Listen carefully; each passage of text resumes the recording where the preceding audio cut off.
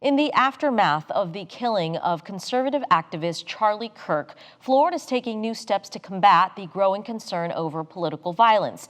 State Attorney General James Uthmire unveiled a new portal to combat violent extremism. Citizens can report any calls to violence from posts on social media or public gatherings. Uthmire said he respects the right to free speech and that investigations stemming from a portal complaint would not violate the First Amendment. But there's a big difference when it comes to a threat of violence, a call for violence. That is not protected by the First Amendment. And if we get a report of such threats, we will immediately refer them to our investigators and we will work with law enforcement to protect our citizens. Uthmire added that the portal is not for emergencies and anyone who provides intentional false information could face charges. Well, some security analysts believe the recent shooting involving Kirk could spark more political violence, and people outside of the formal political process are being perceived as legitimate targets. We spoke with Dr. Ari Perliger, a professor of criminology and justice studies at the University of Massachusetts Lowell, shortly after Mr. Kirk's death. Professor, I know you track extremist social media accounts.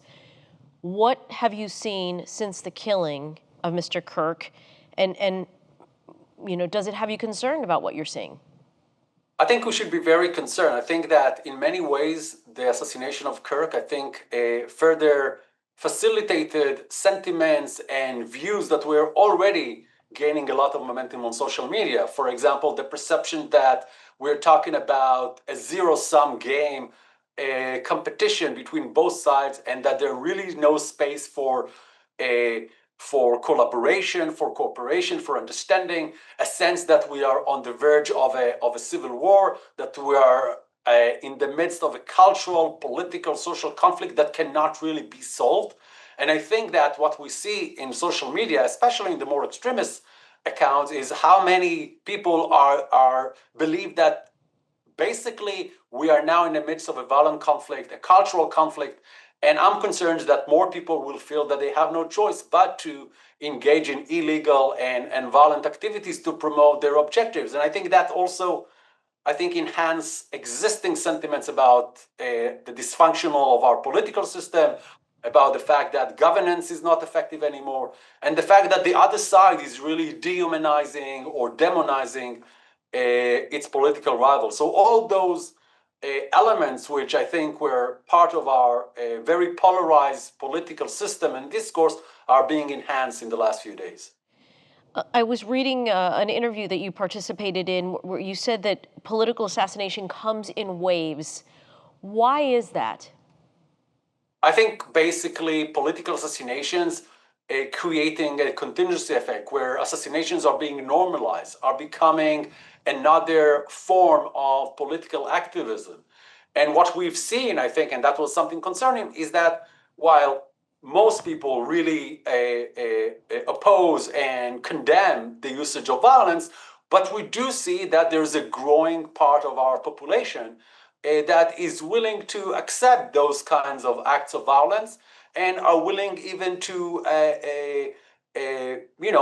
portray them in a positive manner, right? We see both sides demonizing the other, coming from our political leaders. How does this get any better? I think it's crucial that we, the public, will incentivize leaders who are willing to work across the aisle. I think working across the aisle, first of all, will restore people's faith in the political system, in democracy, that it's actually functioning, that it actually brings positive results. Right now, our political system is completely dysfunctional. This is why presidents are using executive orders. Both Biden as well as Trump are basically their main mode of operation is using executive orders because Congress is basically dysfunctional.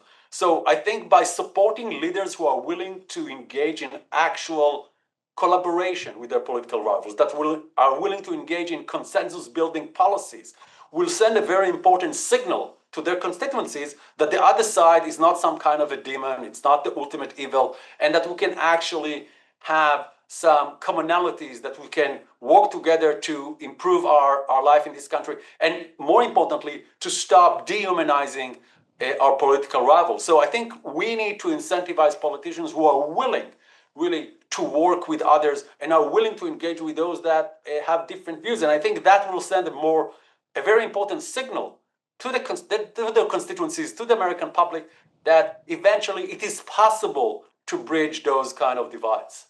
Professor Ari Perliger, thank you so much for your time. We appreciate it. Thank you for having me. Thanks for watching. We've got more great content for you, from news to the arts to the environment. So be sure to like and subscribe to WGCU's YouTube channel and follow us on our social media platforms for the stories that matter to you.